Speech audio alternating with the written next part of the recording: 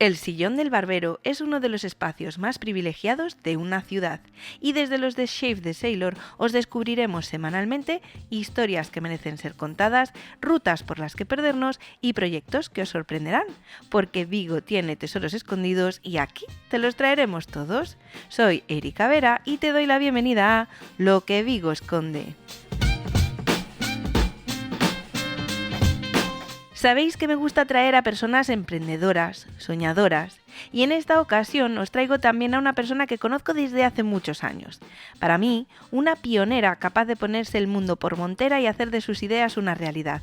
Su sensibilidad para entender que al mundo hay que darle una vuelta la llevó a crear Ponle Cara al Turismo, donde entendió que tras un viaje hay la necesidad de conectar personas, porque el que viaja no quiere ser un mero espectador y el que recibe la visita no quiere sentirse un mono de feria.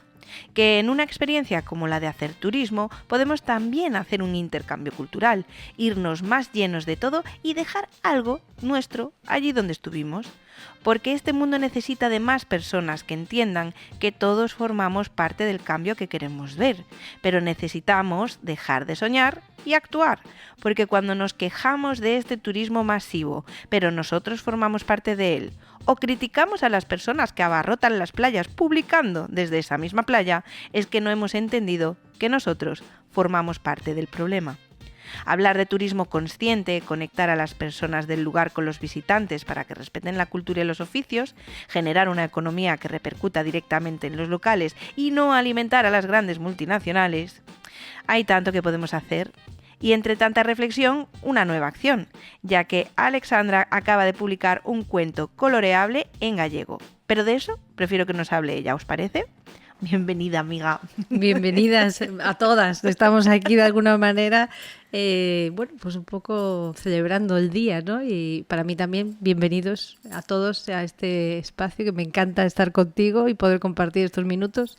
Ojo, es que ya tardabas en venir a estos micros, te voy a decir. Sí, la verdad es que sí. Porque aquí voy a contar una intrahistoria, y es que Sandra, el día que inauguramos Shave the Sailor, le pedí por favor que fuera la anfitriona de los invitados porque venía gente de todas partes. Sí, y ya que venían a la inauguración de esta barbería en Vigo, yo quería que se llevaran una idea mejor de lo que era Vigo y que mejor de la mano de tuya, sí, ¿no? De una persona que se dedica a explicarle a la gente desde otra perspectiva, quizás, no solo la típica de, bueno, aquí esta calle, aquí ¿no? Es verdad. Y les hiciste, quedaron todos encantados. Hicimos ahí una un ruta tour muy guay.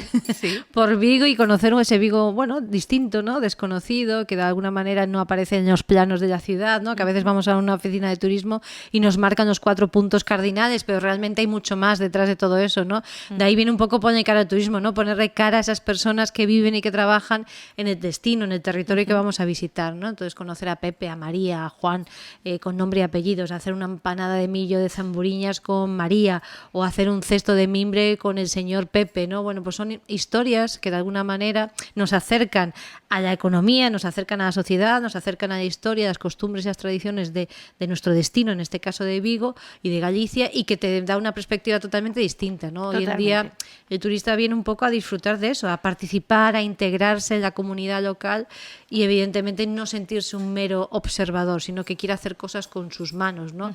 Hacer un cesto de mimbre, una empanada de millo de zamburiñas, como decíamos anteriormente, y después comerla todos juntos, te crea una esfera súper cercana, ¿no? Y un recuerdo para toda la vida. Y un recuerdo para toda la vida. Es una experiencia vivencial que cuando llegues a casa se lo contarás a tus primos, hermanos, y eso te hace un vínculo, ¿no? Con ese territorio que vas a seguir de alguna manera volviendo para poder después volver otra vez a rememorar esos momentos, ¿no? Esas experiencias, esas actividades que has hecho en primera persona, ¿no? Ahora también se lleva mucho.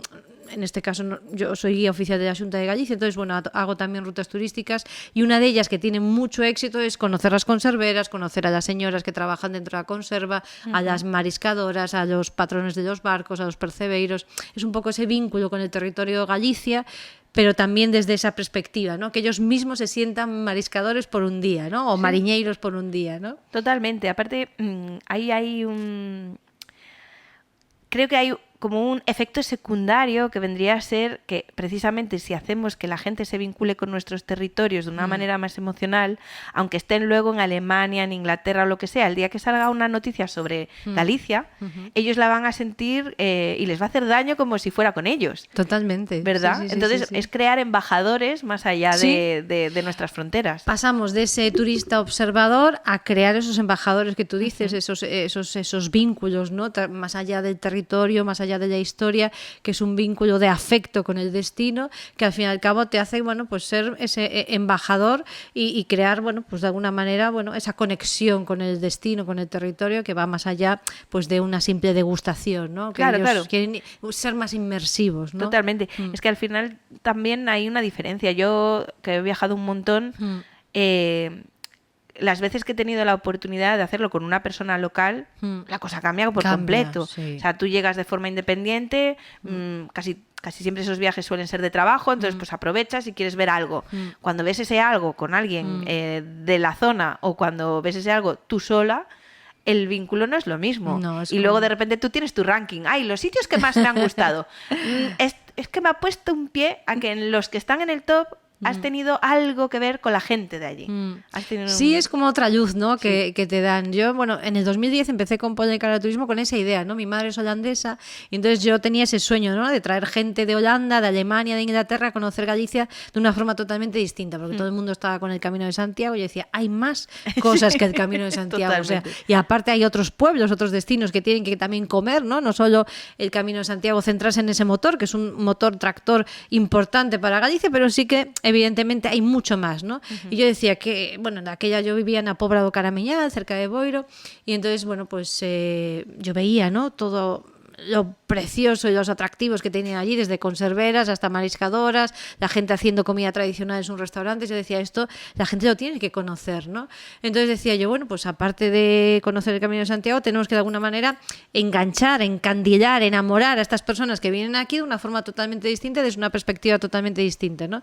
Y de ahí surgió un poco eso, ¿no? El ponerle cara al turismo, ponerle cara a las personas, porque para mí los recursos humanos que tenemos aquí en Galicia son los verdaderos atractivos turísticos, ¿no? Los museos, los centros de interpretación están muy bien, pero las personas, es que eso te hace totalmente distinto un destino, ¿no? Es lo que dices tú, viajar con una persona local que te enseñe, que te muestre, son como ponerte otras gafas totalmente distintas en ese destino, ¿no? Y te está enseñando lo bonito y lo feo también de ese destino, porque a veces vemos como una fachada, vemos como, bueno, como que no conocemos, ¿no? La cara oculta, ¿no? De esos barrios, ¿no? Que de alguna manera están deprimidos o que están de alguna manera, pues, bueno, no tan bonitos, ¿no? Y también hay que conocerlos, porque hay mucha historia y también hay mucha tradición, muchas costumbres y una esencia una autenticidad que muchas veces no conocemos, ¿no? Totalmente.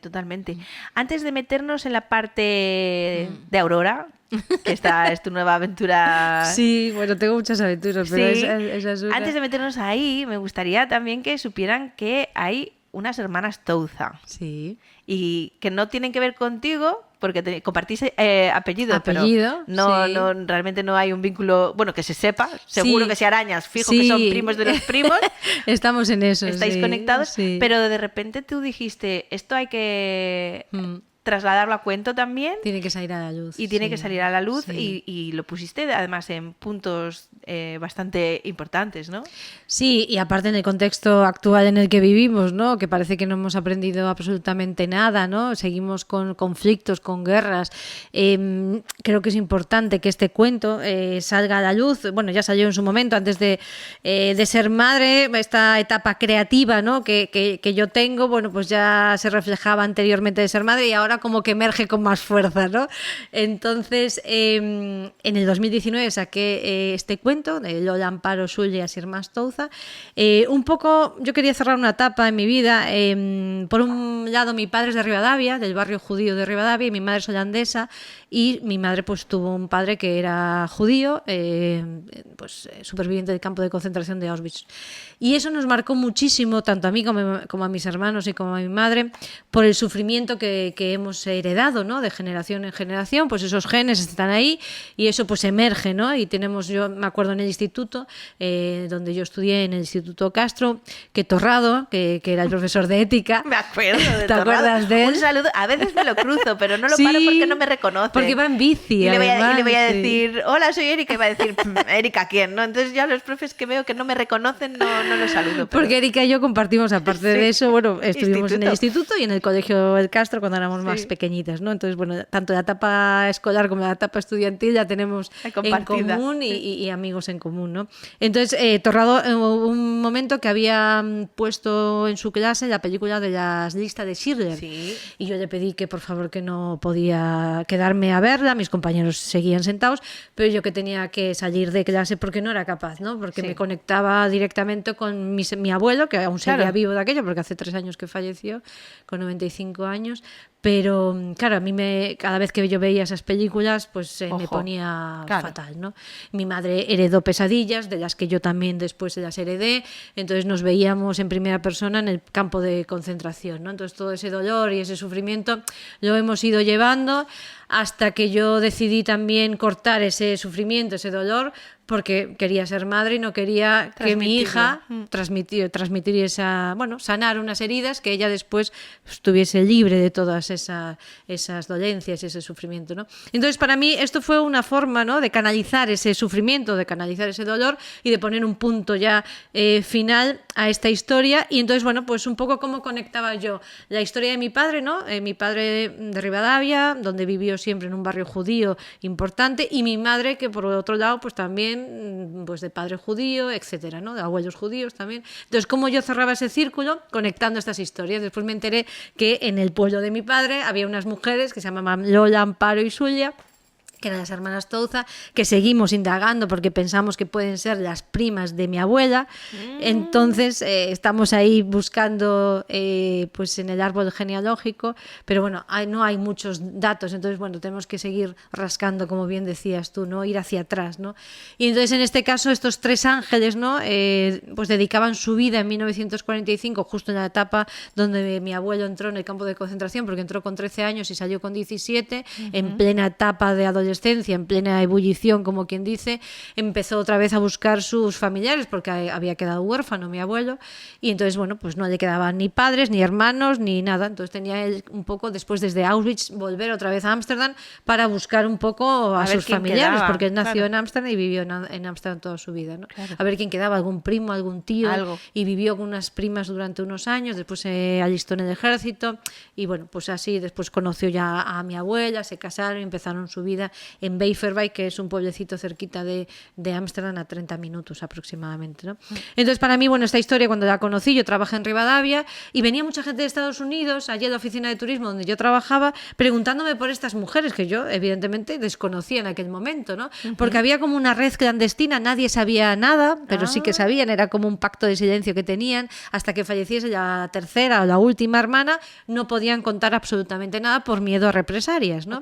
Entonces, estas mujeres tenían un kiosco en la estación de tren de Rivadavia que se llamaba la Estación Libertad, y todos los que venían escapados del Holocausto venían buscando la Estación Libertad, y estas 3 mujeres que tenían un kiosco allí, y debajo del kiosco escondían a las personas, polacos, había gente de Alemania, gente de Holanda, Francia, que venían escapando de este horror, y entonces ellas les daban cobijo en el kiosco, debajo del kiosco, ellas vendían bocadillos, melindres, bueno, lo típico de aquella época, y cuando era de noche la Gestapo no estaba en la estación de tren, ellas aprovechaban para sacar a estas personas de este kiosco y las cruzaban hacia el otro lado, que era justo el río Avia, Arnoia, ¿no?, que está justo enfrente, a los montes, y por los montes accedían a Portugal, y desde Portugal, desde Oporto, desde Lisboa, cogían bueno, en este caso era un barco, a Estados Unidos, ¿no?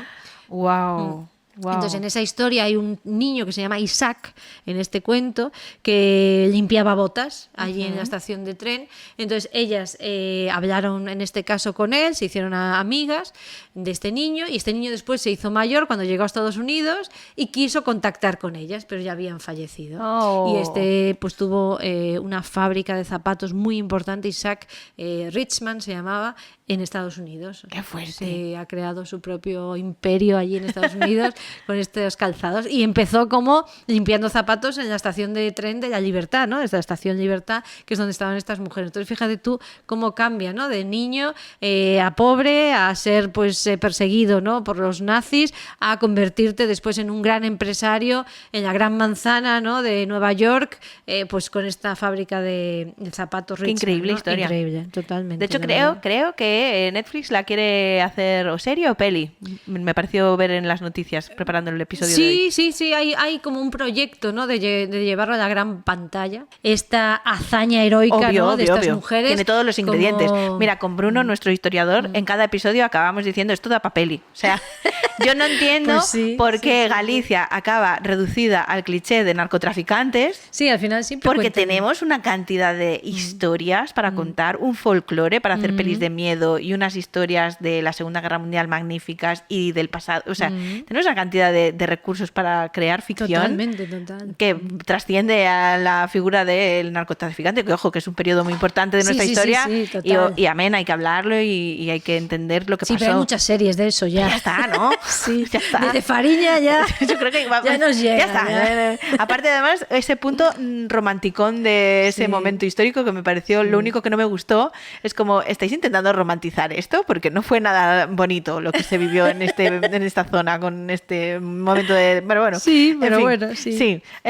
Yo creo que podemos tirar de historias nuestras, que hay un montón. Sí, como las heroínas de Sálvora, ¿no? Sí. Otras mujeres también que ayudaron a salvar pues a esas personas que se estaban ahogando de ese barco, ¿no? Que chocó contra el faro y bueno, pues se estaban ahogando, ¿no? Y al final salvaron a más de 50 personas, que dices tú, gracias a ellas, porque si no se hubiera... Bueno. Es que aquí la figura de la mujer en Galicia es muy importante, ¿no? O sea, yo creo que nosotros hemos construido mucho de lo que somos gracias a tantas y tantas mujeres, ¿no? Que han tejido redes de apoyo, han permitido que todo funcionase de una forma que ahí las tenemos, que luego no tienen a lo mejor el reconocimiento que debieran. Que deberían, sí. Pero me gustó mucho este año en las letras gallegas este homenaje a las pandereteiras, por ejemplo, porque la música gallega está muy guay, la figura del gaiteiro, pero, oye, ¿y las pandereteiras qué? Sí, claro. Y las cantareiras, y ¿no? Las bueno, redeiras. Llevamos ya varios años con el foco en la mujer, y yo creo que es beneficioso para todos, porque aparte la mujer tiene una luz especial, tiene una luz distinta, ¿no? Y de hecho yo creo que si el mundo estuviese gobernado por mujeres, las cosas irían totalmente distintas. Bueno, depende de qué mujer, también te voy a decir.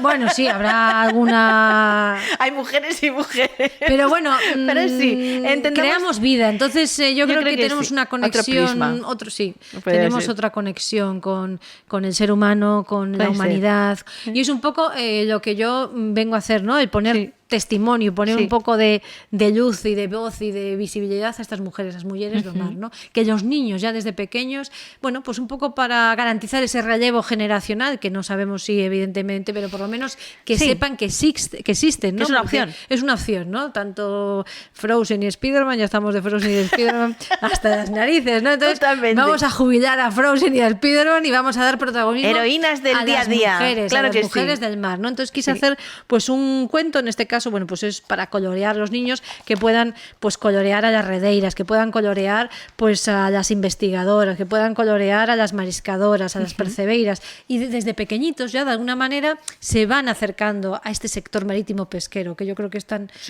importante, ¿no? Totalmente. Son nuestros referentes y nos aportan un valor. Frozen y Spiderman pues no nos aportan ningún valor al fin y al cabo, ¿no? Son superhéroes y son criaturas fantásticas, vacíos, ¿no? Al fin y al cabo, claro. Sí. Pero esto de alguna manera nos acerca a nuestra cultura, a nuestra esencia, a nuestra identidad, y que los niños, ¿no? Puedan trabajar esto en gallego, pues que en sus colegios, en los centros educativos, y que desde pequeñitos vayamos, ¿no? Un poco metiéndolos en, qué maravilla. En este sector, ¿no? O sea, que tú pasaste de Lola, Amparo e Xulia al sector infantil libros de colorear, pero con sustancia. Sí, anterior a ese hice como 3 cuentos más. Vale. Trabajé para otras instituciones donde yo les ofrecía hacer un cuento a las mariscadoras, en este caso a Diputación de Pontevedra, que se llamaba Mari Carmen, Muller Atlántica, y en ese cuento sí que hablo y cuento la historia de Mari Carmen, cómo se tenía que levantar a las 5 o 6 de la mañana para ir a marisquear, traer dinerito a casa para poder pues dar de comer a sus hijos, porque su marido estaba embarcado. Bueno, pues esas historias de muchos pueblos de Noia, Muros, ¿no? Portodosín, Portodosón, etcétera, que, bueno, y no tan lejanas, ¿no? Cangas, Moaña, que son puertos pesqueros, Comarcada de Vigo, etcétera, ¿no? Entonces, después de ese, escribí otro que se llamaba Marina, la pescadera. Ese ya lo hice para una institución en Madrid, también relacionada con el sector marítimo pesquero, Fede Pesca se llama, y ahí ya hablábamos un poco de cómo esta Marina ayudaba a sus papás en la Plaza de Abastos, tenían un puesto en la Plaza de Abastos, y cómo sus papás se jubilaban y cómo Marina empezaba a hacer fotos, vídeos, los subía a YouTube, a las redes sociales, cómo ella llevaba el pescado con su moto a casa. Entonces ahí ya hablábamos de innovación, de superación, de esfuerzo y de ese relevo generacional, que Marina había, de alguna manera, pues estaba llevando el negocio de una forma totalmente distinta a la que llevaba a sus papás. ¡Qué maravilla! Entonces ese se llama también Marina, la pescadera. Y por último hice otro que se llama Xella a Redeira, que hablamos un poco de las redeiras para la Federación de Redeiras de Galicia, o Peirao se llama. Es una federación aquí de Galicia, que aglutina todas las redeiras de Galicia. Entonces yo también quería darles voz a ellas, porque ellas trabajan en condiciones bastante pésimas, con lluvia, con sol, con viento, con frío, en el suelo muchas veces cosiendo las redes de pesca, ¿no? Y que sin ellas, evidentemente, los barcos no salen a faenar, ¿no? Totalmente. Entonces, ¿cómo darles visibilidad? Pues a través de estos cuentos, y que esos cuentos llegasen a los niños, y a través de estos valores de compañerismo, de superación, de perseverancia, todos estos valores que ellas tienen, ¿no?, en su comunidad pesquera, pues cómo podíamos trasladarlo a los niños, porque faltan valores en los colegios y faltan valores en las familias y en las casas. Entonces, a través de estos cuentos, un poco llegar a esos niños con estas historias, ¿no? Qué gran hazaña esta que tienes. Te has puesto ahí una pequeña meta, sí, amiga. Totalmente, sí. Y ahí es de ahí que saltamos a... Sí, después de ahí saltamos allá... a estos libros de colorear. Sí, porque me quedé sin libros y la gente me los seguía pidiendo, me llamaban de colegios, de institutos, las profesoras, porque eso lo utilizaban como apoyo didáctico en sus colegios. Claro. Decía, yo es que ya me he quedado sin nada, es que ya no tengo más. Habían hecho pues una tirada de cuentos, las instituciones... Porque no eran tuyos, claro, los hiciste para... Efectivamente. Claro, entonces, dependes una vez de ellos. que los tengo en PDF, pero bueno, no es lo mismo en PDF que... No. Entonces la gente los quería impresos, ¿no? Claro. Entonces decía yo, claro, es que me quedan nada, 2 o 3 como muestra y poco más, ¿no?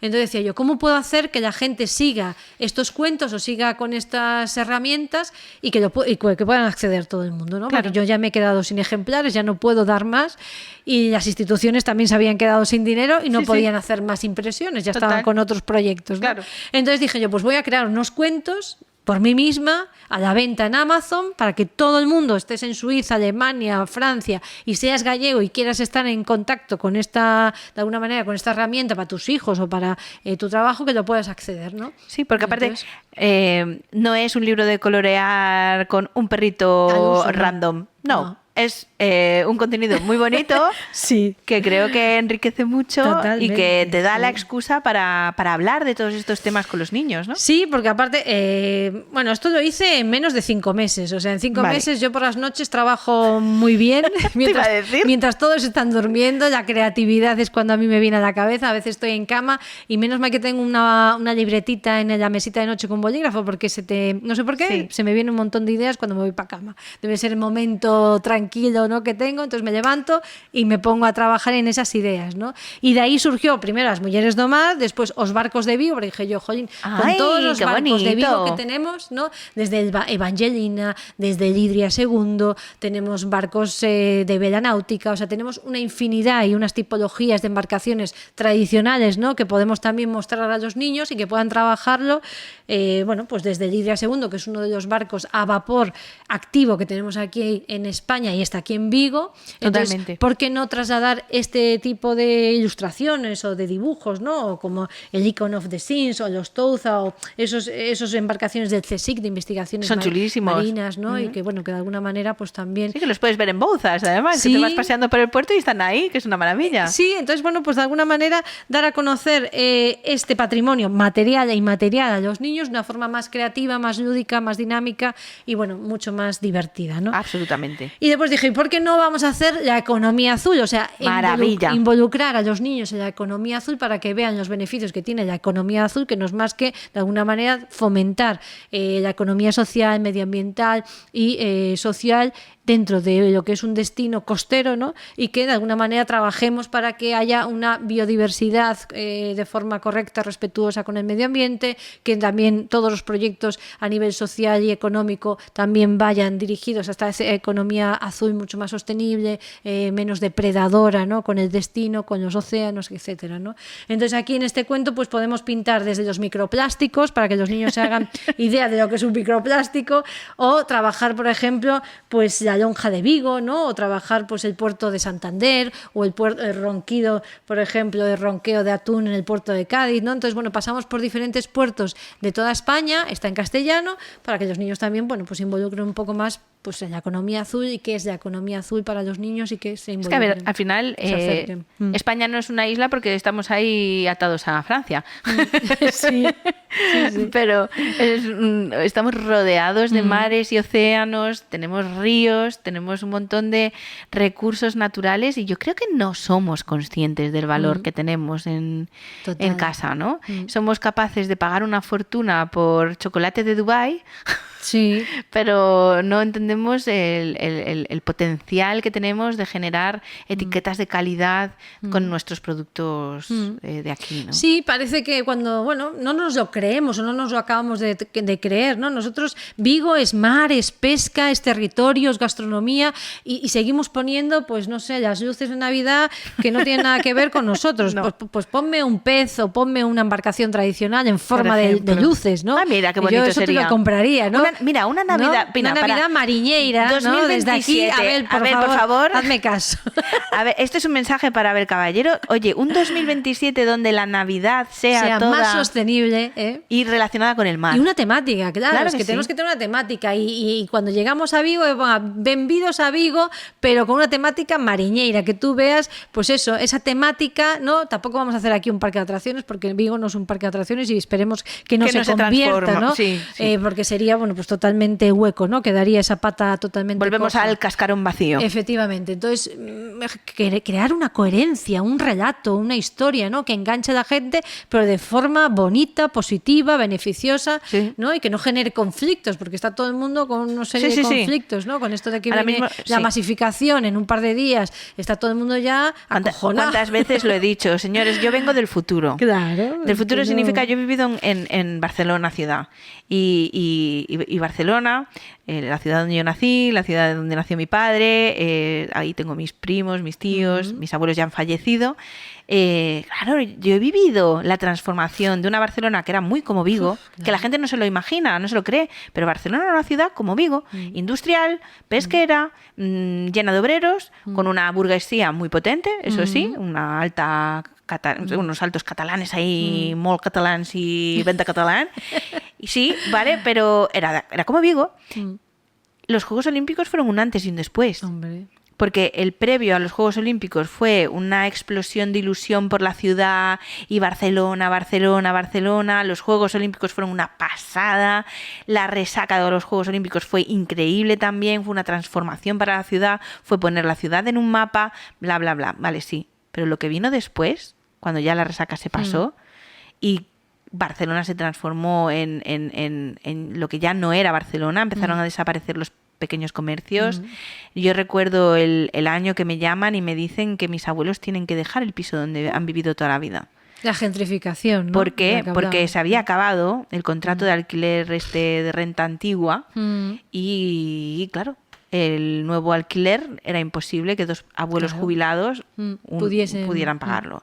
Se acabaron yendo a Rubí, que es un pueblo a las afueras de Barcelona, pero ya no vivieron en Barcelona. Lo que hacen es expulsar a la gente originaria de los barrios hacia las zonas limítrofes. Y yo recuerdo esa rotura, estoy hablando a lo mejor de hace 25 años esto, 20 años, ponle. Es muy duro, ¿eh?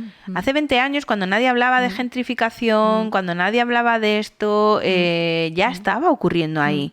Y la mercería de toda la vida cerró y fue sustituida por un Starbucks. Sí, o por un souvenirs o lo que sea. Y Barcelona se convirtió en ese cascarón vacío y en ese escenario de foto de Instagram. Y a mí me rompe el corazón ver en qué quedó eso, porque es que ya, lo siento, no es lo que era. Y dices, ¿tú es bonita? Sí, claro que sí. Sí, la pero Sagrada no. Familia, el Parque Güell. Pero no así. Pero no así. Porque estamos generando un atractivo o un... Sí, es como un efecto llamada, ¿no? Las redes sociales se hace un efecto llamada que la gente venga a hacerse la foto, pero al final no conocen nada de la zona. No les importa No tampoco. les importa tampoco, solo les importa hacerse la foto y, No. y punto. ¿No? ¿Cuánta gente a Barcelona ha viajado y se ha preguntado a lo mejor cómo se hace una espardeña, por ejemplo? O que poder ir a ver cómo era ese puerto de Barcelona tan rico. Recomiendo muchísimo el Museo Marítimo de Barcelona. Es increíble, hay unos barcos ahí, es brutal, y te cuentan la historia de cómo Barcelona creció hacia el mar, que vino Coco Chanel a poner de moda la playa. Caray. Hasta ese entonces nadie quería vivir al borde del mar, era solo para pesqueros muertos de hambre, ¿no? Ya. Era como, no, Claro, para pesqueros, no para los pescadores. pobres, ¿no? Claro. Sí. Entonces es muy interesante. ¿Quién se preocupa por aprender una sardana? O quién, ¿no? Comer Cuando- los calzots, a mí me han encantado. Nadie que va a Barcelona va con el objetivo de vivir cosas catalanas. Sí, es una pena. Va para hacerse la foto en la Sagrada Familia, para ir de fiesta al Razzmatazz o, no sé, este tipo de actividades, pero que no tienen nada que ver con la cultura de ellos. Totalmente. Entonces, como... Yo creo que hay que trabajar el sentimiento de orgullo por ser de un pueblo, de ser de una comunidad, ser de un territorio, pero no así. No así, Claro. porque al final eso genera una serie de conflictos, genera la gentrificación, que expulsan a la gente originaria hacia zonas limítrofes, los precios de los cafés suben, de los supermercados, todo por Porque pues, llega- agradar a los turistas, ¿no? que vienen. Y más allá de eso, porque al final hay un poco esa sensación de que como otros países con mejores economías vienen a mi casa, a ellos 6 euros por una tostada no les parece caro. Y entonces de repente, claro, sí, al que viene desde Alemania, 6 euros por la tostada de pan tomate que se acaba de comer, que no la va a comer en su territorio ni por 10, le parece baratísimo. Pero ¿y el que vive aquí? Claro. Al vecino de aquí, 6 euros por una tostada de pan con tomate, ¿se la puede permitir? Ya no, ¿verdad? Ya desayunar no O podemos... equiparamos los sueldos a nivel europeo, Claro. todo el mundo igual, todos los países igual, o si no, no tiene sentido. No tiene claro, sentido, porque claro. tú estás aprovechándote de la economía extranjera para tú cobrar más, perjudicando a tu vecino, que era el que te pagaba el café y las tostadas por 3 euros. Pero eso tiene las Desayuno patas con- cortas, ¿eh? O sea, de No lo sé, no sé. De sostenibilidad tiene poco y de Vengo- continuidad a corto, medio, Vengo del largo futuro y en 20 y pico años no ha habido solución, la cosa solo ha Ya, ido a peor. Ya. Yo llegué a vivir en una Barcelona donde yo pagaba 400 euros por un apartamento para mí sola. Era un apartamento del 1800, prácticamente inhabitable, sí. Pero yo vivía sola pagando 400 euros y el sueldo mínimo eran 700. Tú ahora por 700 euros, que era mi sueldo de aquellas, no pagas ni una habitación en un piso compartido en Barcelona. Entonces, claro, por eso digo, vengo del futuro, esto ya lo he visto, esto ya lo he vivido, da miedo. Y no ha ido mejor. No ha ido a mejor, todo lo contrario. Yo llevo todos estos años escuchando a los de Barcelona diciendo, bueno, mujer, no puede ir a peor. Ya, pero es que ya pasan Vuelvo al los año años, siguiente. ya llevamos 20 Bueno, años. no puede ir a peor, no puede ir a peor. Digo, tío, ¿os dais cuenta dónde estabais hace 15 años, hace 10, hace 5? Claro que ha ido a peor.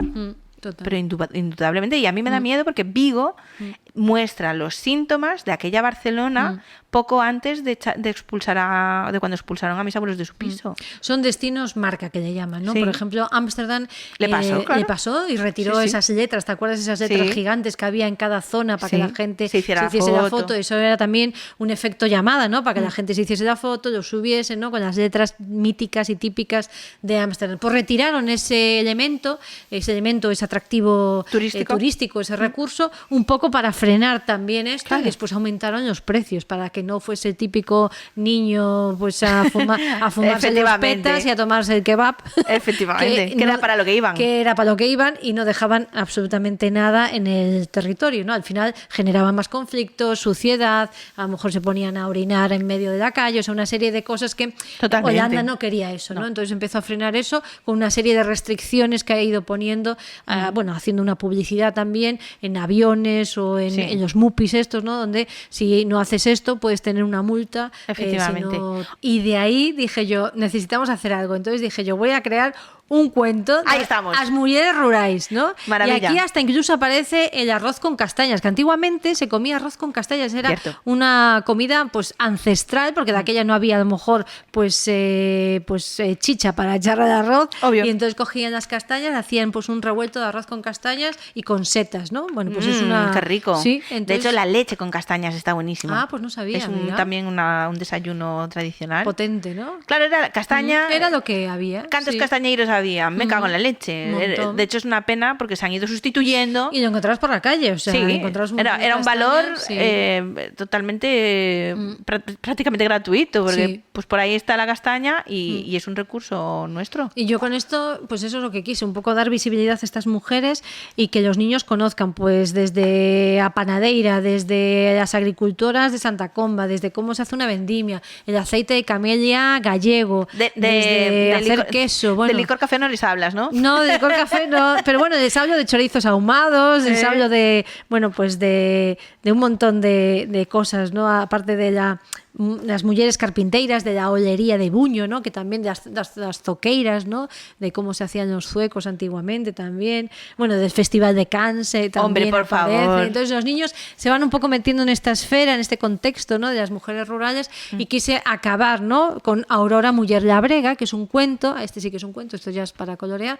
Pero aquí también hablo de la esencia de Aurora, de cómo Aurora era una niña del pueblo, veía a su mamá y a su abuela pues trabajar en el campo y cómo ella después quiso estudiar pues ingeniería agrónoma, volvió de la ciudad al campo para crear una cooperativa con dos amigas suyas que eran vecinas, y entonces cómo va creciendo, entonces hablamos de superación, de territorio, de emprendimiento y ponemos a los niños en un contexto rural y que vean a través de estos valores que Aurora tenía, que ellos también pueden pues conseguir, ¿no? O sea, tener una iniciativa emprendedora el día de mañana y poner en valor el rural, porque el rural no es un sitio donde haya que escapar, sino que hay que crear futuro, hay que resistir y realmente dar el valor que se merece, ¿no? Totalmente, amiga. Y creo además que así como hubo un éxodo del rural, llegará un momento que habrá un éxodo de las ciudades. La gente dice que soy muy optimista, pero a ver, no es una cosa que pueda pasar a lo mejor ni en 10, ni en 20, ni en 50 años, a lo mejor pasan 100. Pero habiendo tanto territorio vacío, al cual cuidándolo nos puede dar de comer y nos puede dar tela sustento, y nos puede dar de todo. De hecho, en la pandemia ya vimos, ¿no? Que la gente que trabajaba era la gente del rural que nos dieron de comer y gracias a ellos pudimos... A mí, yo siempre hago la reflexión, el haber vivido en Holanda, Holanda debe de tener un tamaño muy similar al de Galicia, creo que por extensión por está muy cerca. Es un territorio que le ha comido kilómetros al mar, o sea, está por debajo del nivel del mar, o sea, todo es ficticio, vamos a decir, es todo robado, y han conseguido generar, hay una universidad acerca de todo lo que pueden hacer con la tierra y plantando y llevando esto a niveles estratosféricos. Y digo, ¿y por qué nosotros no hemos hecho? No necesitamos ni siquiera del resto del territorio español. ¿Por qué Galicia no coge el ejemplo de Holanda, que compartimos puerto, que compartimos agricultura, y vemos como ese pequeñísimo país del norte de Europa que estaba abocado a morirse de hambre, totalmente. porque si estudias un poco la historia de Holanda, inundado, muerte natal, perinatal e infantil altísima, esos años 70 donde claman por mano de obra en el extranjero porque no tienen suficientes hombres para poder trabajar, etcétera, etcétera, dices, ostras, pues ese ejemplo nos puede dar muchas pistas de por dónde prosperar como gallegos. Totalmente. Y a lo mejor incluso, esto suena... ¿Eres independentista, Erika? No. No necesariamente, pero bueno, si podemos ser autosuficientes y no depender del Estado español, sí, por supuesto, ¿por qué no? Mejor que mejor, ¿no? Yo no sé, yo lo veo. Yo creo que la gran revolución es entender las ciudades como elementos que estropean la sociedad y el rural como la resistencia. Entonces, si no queremos perdernos en estas grandes metrópolis y que la sociedad se deshumanice por completo, solo recuerdo imágenes de Los Ángeles y estos zombies del fentanilo y estas más... Porque en el pueblo es donde tú eres Erika, Sí. con nombre y apellidos, la que vive en la calle tal, que tiene el hijo cual, que esto en los barrios de antes, de las ciudades no muy grandes, todavía se conserva. Sí, de aquella se llamaba Erika, pues a Panadeira, o Claro. Pepe o Mariñeiro, o Todos sabemos, todos claro. tenían nombre de oficio, ¿no? Y de profesión. Entonces, mientras que en la ciudad te transformas en un número y la gente es capaz de pasar por una persona sin hogar y no verla, y eso desaparece en un rural o en un pueblo pequeño, en una ciudad pequeña, eso es impensable. Porque lo primero que haría esa gente es preguntarse, ¿y este señor quién es? Sí, ¿quién es? ¿Qué hace ahí en el ¿Qué hace suelo? ahí tirado? Sí. ¿Cómo podemos Sí, sí, ayudarle? sí, sí. Hay más comunidad, ¿no? Claro. Hay ese sentimiento más de comunidad, de pertenecer a una comunidad. Yo ahora también estoy en la rondalla de Mos. Ay, sí. Estoy ahí como Rondalleira. Y bueno, me parece brutal, ya no solo la película que va a estrenarse Está a el día punto, 1 sí. de enero, sino cómo se forma una comunidad con niños, con abuelos, con tíos, con hermanos, con papás, con hijos. Entonces, yo formar parte de eso me parece brutal, porque aparte son 100 personas, ¿no?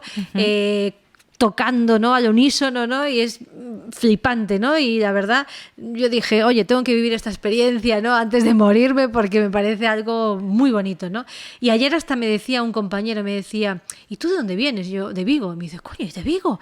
Aquí, a Mos. Pero como si viniese Madre mía, como si viniese de Roma, ¿no? Efectivamente, oye, pues estoy aquí a 20 minutillos, ¿sabes? Sí, O sea, porque todos son de la Sí, zona. sí. Entonces, claro, que venga alguien de fuera como que Es raro, extraña un poco, sí. ¿no? Yo era un poco la forastera, ¿no? Sí. Pero sí que es cierto que en el rural se están haciendo cosas muy buenas, Claro. proyectos muy chulos, la gente joven está dejando Es que ya hay las futuro. ciudades, y están sitios de emprendimiento, de coworking, o sea, hay una serie, está emergiendo, ¿no? Todo un movimiento importante en el rural que se llama la nueva ruralidad y que, bueno, pues afecta al territorio con el turismo regenerativo, ecoturismo, agroturismo. Están de alguna manera dándole valor a lo de siempre, a lo como se hacía antes, pero con un punto más de innovación y de juventud, ¿no? Porque evidentemente es lo que nos decían nuestros abuelos, esto facíase así siempre, así se fizo siempre, Sí. no vamos a cambiar, pero con esta gente joven le da emergen, una vuelta. se le da una vuelta, ¿no? Hay otra comunicación gracias a las redes sociales, etcétera, Claro.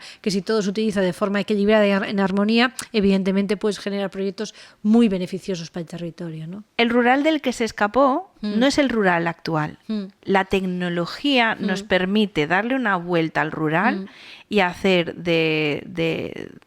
de ese éxodo hacia el rural algo posible. Por eso digo que yo sí lo veo. Yo sí veo que, no digo que vayan a desaparecer las grandes ciudades, porque seguramente se quedarán ahí. O sea, Madrid no va a desaparecer, Barcelona no va a desaparecer, Lisboa no va a Pero desaparecer. yo estoy de acuerdo de que va a haber un éxodo hacia el rural. Yo creo que Pero la llegará un verdadera momento, riqueza está allí. claro, llegará un momento que es insostenible que todos queramos vivir en 5, 6, 8 ciudades de toda España, que somos 47 millones de personas. Hay territorio suficiente y volvemos a lo mismo. Yo creo que lo que hay que luchar es por la independencia. La independencia a nivel estatal de Galicia, de España, pero de España, de Europa también. A nivel autosuficiente, Claro. autoconsumo, te refieres. Claro. Sí. También empoderarnos a nosotros, a los ciudadanos, Sí, ya sí, no sí. solo a la propia comunidad, porque en la pandemia quien resistió y sobrevivió de forma correcta fueron ellos. Sí. La gente que vivía en el rural casi no se No se enteró de la enteraron de nada. pandemia. Sí, es verdad. Cuando fue el apagón, la gente de rural ni se inmutó, porque Sí. bueno, porque ellos tienen allí Ya tienen su sus ecosistema. generadores, sus sistemas, sus bombones de gas, Sí. etcétera. Y nosotros aquí en la ciudad, Claro. pues había ascensores que gente se quedó tirada en los ascensores, los coches era un caos por la carretera, sin semáforos, tal. Entonces ellos realmente no sufrieron eso que nosotros hemos sufrido. De verdad, ya hemos arreglado el mundo. Ya hemos arreglado el mundo. Así, en Erika y Alejandra para presidentas. un vira-vira. Mira, ¿y qué te gustaría encontrar en Vigo? Porque Vigo esconde muchas cosas. ¿Qué te gustaría encontrar? Pues me encantaría volver a entrar en el Cine Fraga, por ejemplo. Ay. Nova Limpia, qué tiempos aquellos. Me encantaría descubrir, pues, bueno, me acuerdo que aquí había un cine también por aquí cerquita, no me acuerdo ahora cómo se llamaba, pero bueno, sitios así que la verdad, que de aquella, ¿no? De aquella cuando éramos pequeños, parece que no, pero son entrañables, ¿no? Volver un poco a tu niñez, volver a esos sitios mágicos y buscar, ¿no? Y que vuelvan a recuperarse estas zonas que a lo mejor pues están todas degradadas o que están en desuso, ¿no? La panificadora, me encantaría entrar en la panificadora, que se haga ya un proyecto y que de alguna manera se pueda musealizar, ¿no? O hacer como una interpretación, un centro de interpretación de cómo era antiguamente, ¿no? O por ejemplo, ya no es de Vigo, ¿no? Pero si pasamos al otro lado, poder conocer la fábrica de conservas, ¿no? Que está en Moaña, ¿no? Bueno, pues aquello, o en Cangas, perdón, me parecería también, bueno, pues impresionante, ¿no? Entrar en esas estructuras, ¿no? De aquella época y conocer un poco más de cerca. Y después, bueno, también aquí en los astilleros también hay una fábrica, la fábrica de Miao, si no recuerdo mal, la fábrica de Miao, que está también totalmente tapiada. Pues me encantaría poder entrar en esa fábrica, ¿no? En Alfageme. Sí, Miao, Alfageme, efectivamente. Entonces, bueno, pues son algunos de los sitios así que me encantaría descubrir, ¿no? Y que me quedan por hacerlo, claro. Ojalá todos esos sitios se conviertan en centros o de alguna manera... Que se les den vida. Que se les den vida, efectivamente. Para poder, ¿no? recuperarlos. Porque España sí que ha perdido mucha industria, mucha empresa, muchas de las industrias se han convertido en museos, ¿no? Parece que somos ahora aquí el museo de Europa. El parque de atracciones de Europa, ¿no? Que vienen todos aquí. Las industrias se están reconvirtiendo en museos, ¿no? Una fábrica de conservas se ha convertido en un museo de la conserva, fábrica de galletas, de Cuétara, o todas estas fábricas que han ido cerrando con todos estos años, se han ido reconvirtiendo en museos, en centros de interpretación, ¿no? Bueno, pues como la panificadora o Alfageme, había que dar una vuelta, ¿no? Y poder, de alguna manera, esos espacios, darles la vida que se merece y ponerle valor que se merece también, ¿no? Porque, bueno, están ahí un poco... Abandonadas totalmente, un poco, ¿no? El feísmo, ¿no? Que de alguna manera, bueno, Vigo ha mejorado mucho, ¿no? De cuando éramos más pequeñas, ¿no? Ha ido mejorando, evidentemente, porque me acuerdo de cuando gente venía aquí a Vigo, decían, no, es que Vigo es feísimo, ¿no? La gente se iba a Bayona, a Nigrán... No teníamos cascobello. No teníamos cascobello, ¿no? Aquello era, aparte de que había un montón de yonkis de aquella época, me acuerdo, ¿no? Sí. Aquella época que veías los limones por el suelo, ¿no? Y las jeringuillas en los parques infantiles. Los pocos parques infantiles que había, que hay que decir que sí, Abel Caballero ha puesto un montón de parques infantiles y gracias a ellos los niños puedan disfrutar y pueden jugar, ¿no? De aquella cuando éramos pequeños había, 4... La calle y bueno... La calle era nuestra, Sandra. La calle era nuestra, sí, efectivamente. Había en el Castro allí unos parques infantiles en Samil y poco más, ¿no? Entonces pasábamos mucho tiempo en la casa de los vecinos, la mayoría. Jugábamos en la calle, jugábamos en la casa de los vecinos. Entonces, bueno, pues... de alguna manera, pues era una época que vivimos, ¿no? Sí. Y gracias a eso somos lo que somos ahora también, ¿no? Con nuestras virtudes, con nuestros valores y todo lo que hemos ido aprendiendo, ¿no? Entonces, bueno, pues me encantaría volver a redescubrir Vigo, ¿no? Y volver a ver esos sitios tan... Con vida. Con vida y auténticos y con esencia, ¿no? Y que no nos perdamos en esa turistificación de la ciudad, que no la transformen en un cascarón vacío, sobre todo cuando tenemos un contenido tan vasto y tan rico. Sí, que no nos absorba, ¿no? Como el Dinoseto. Cuando estaba el Dinoseto aquí en Vigo decíamos, ¿qué coño tiene que ver el Dinoseto? ¿Qué coño tiene que ver el dinosaurio? Si no somos tradicionalmente... no tenemos restos arqueológicos de dinosaurios. Si vas a Colunga, ¿no? Pues a lo mejor, pues sí, en Colunga pues tienen restos, ¿no? Arqueológicos y algún fósil está documentado, ¿no? También... Pero aquí, pues no, tampoco somos tradicionalmente navideños, ¿no? No tenemos a Papá Noel ni ha venido de otros países, ¿no? Nos hemos ido un poco, pues adaptando y nos hemos subido a este carro de la Navidad. Totalmente. Y bueno, y hasta ahora, pues... yo voy a aprovechar que me dejas este gancho para decir aquí a la audiencia que el 19 de diciembre, esto lo estoy diciendo un poco precipitadamente porque estamos grabando y pero creo que va a ser así. 19 de diciembre, si todo va bien, nos reunimos a Séptima Porta, Falcata, Gema y estos micros para hacer un episodio especial que vamos a grabar en el Cascobello sobre el Vigo romano y especialmente sobre las Saturninas, que son las tatarabuelas de la Navidad. Y entendiendo que en Vigo habitaron romanos, entendemos también que se celebraron las Saturninas. Os recomiendo que vayáis trasteando para saber qué es esto de las Saturninas. Porque es muy interesante y vamos a tener a unos expertos en historia hablando de las Saturninas.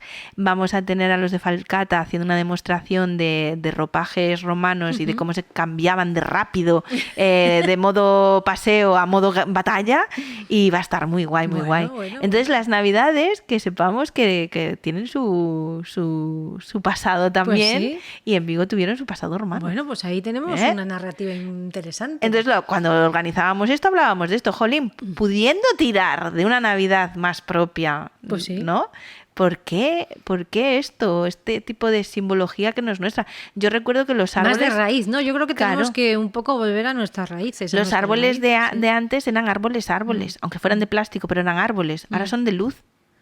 Yo echo de menos ver un árbol de Navidad que fuera un árbol decorado con lazos y flores y lucecitas, ¿no? Estamos como, no sé, se está desnaturalizando todo. Cierto es que todo esto va a ser la tradición de nuestros niños. Ojo, que no somos conscientes que para nosotros es una rotura de tradición, pero se está creando la tradición de los más pequeños hacia el futuro. Estamos creando paisajes artificiales, destinos artificiales totalmente, y tenemos que volver a recuperar nuestra esencia, nuestra autenticidad y nuestra raíz. Nuestra música de raíz, nuestras comidas, gastronomía de raíz, nuestros, de alguna manera, vestimentas de raíz. De alguna manera tenemos que ir al origen, ¿no? Y de ahí viene todo un hilo conductor importantísimo, donde podemos generar una narrativa súper interesante, donde podemos... Hay un abanico de posibilidades tremendo. Si vamos a la raíz, me refiero. Y yo ahí recojo a tu Aurora para que viene muy bien a esto, porque evidentemente es hacerlo desde una perspectiva moderna y gracias a tecnologías y nuevas maneras de hacer que podemos llevarlo a otro nivel, ¿no? Totalmente. Así que vamos a invitar a la gente a que busque todas estas pequeñas obras tuyas en Amazon. Sí, en Amazon. Porque las tienen allí. Y a darte las gracias por este rato tan guay que hemos pasado. Gracias a vosotros. Es un detallazo para estas Navidades para regalar a los más pequeños, así que yo creo que, ahí lo dejamos, seguro que sí. Ahí, así que la verdad que es un material muy guay. Y que os haya gustado también la intervención. Y gracias a ti, evidentemente, por estar al otro lado de los micros y de apoyarme, ¿no? En todo momento. Ha sido un gustazo volver a verte y volver a conectar. Pues sí. El gusto es mío y nos despedimos. Gracias por llegar a este minutaje del episodio. Como digo siempre, si has llegado hasta aquí es porque te ha gustado. Regálame un like, un comentario, comparte, estas cositas que de vez en cuando os tengo que decir estas cosas porque si no lo digo, no lo hacéis. Entonces, pues yo lo digo. Que muchísimas gracias por escucharnos. Otra semana más, otro tesoro que esconde Vigo. La semana que viene, pues más. ¿Qué os esperabais? ¿Que me voy a ir de vacaciones? No, esto sigue. Yo no sé en qué momento la primera temporada va a acabar, pero llevamos más de 100 y pico episodios y seguimos sin descanso. Así que nada, gracias. Hasta la próxima. Chao. ¡Listo! ¡Qué bueno!